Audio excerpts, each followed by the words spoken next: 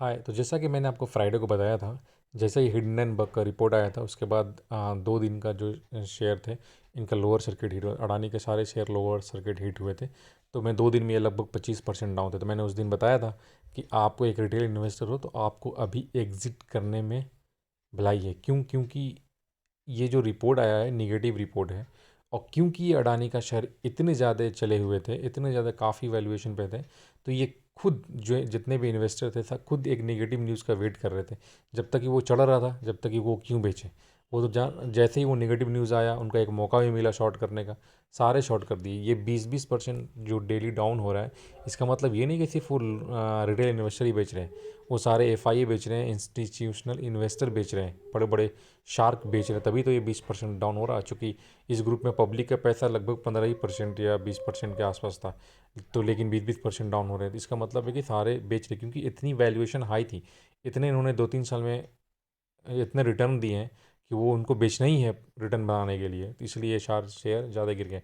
दूसरी बात की जो हिंडनबर्ग का रिपोर्ट है, उनका अभी तक वो क्लियर नहीं हुआ है। चूँकि वो उन्होंने बता रखा कि आप आओ यूएस में केस करो, ताकि जब जैसे ही आप केस करोगे, अडानी ग्रुप जैसे ही वहाँ केस करती है, तो इनको जो है हिंडनबर्ग वालों को और डॉक्यूमेंट लेने का कोर्ट के थ्रू आसानी होगा। सो वो वेलकम कर रहे हैं कि आप आइए हमारे खिलाफ केस कीजिए।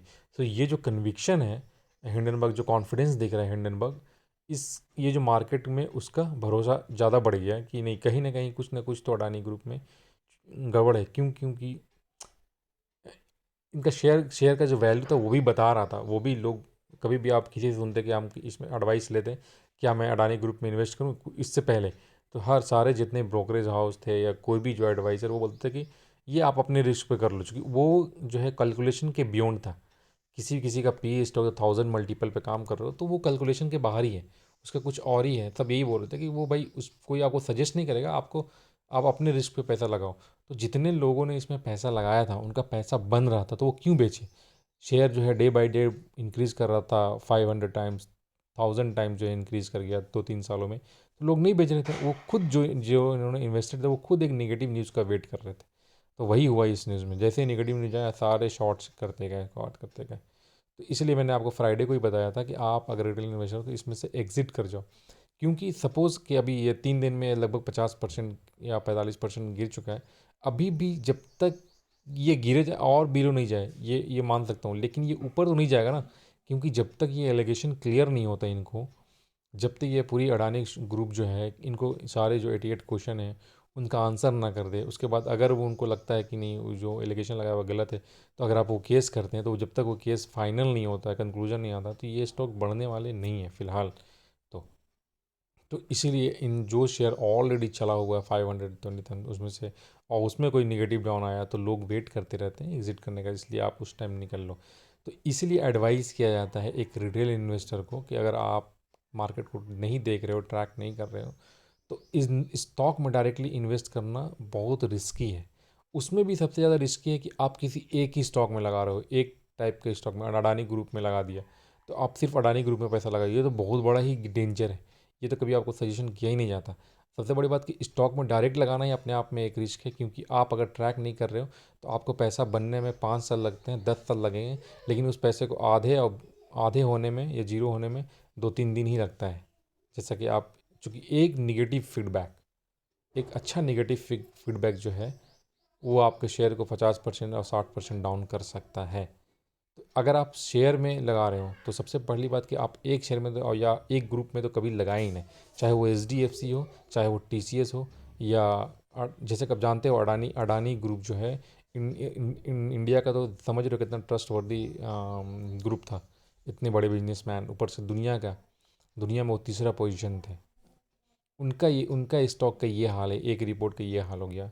तो आप मिड कैप के स्टॉक में पैसा लगा देते हो या कि स्मॉल कैप के शेयर में पैसा लगा देते हो, उसका क्या? उसका तो एक ऐसा रिपोर्ट रिपोर्ट आया तो 90% या 100% जो है मार्केट गिर सकता है।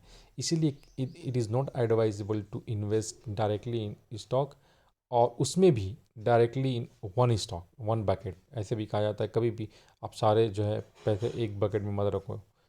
इसलिए एक रिटेल इन्वेस्टर हो सबसे अच्छा। अगर आप ट्रेडर हो तो आप डेली ट्रैक करते हो तब तो आप ठीक है, एक न्यूज़ आया आपको 5%, 10%, 15% गिरा, आप वहाँ से एग्जिट कर गए।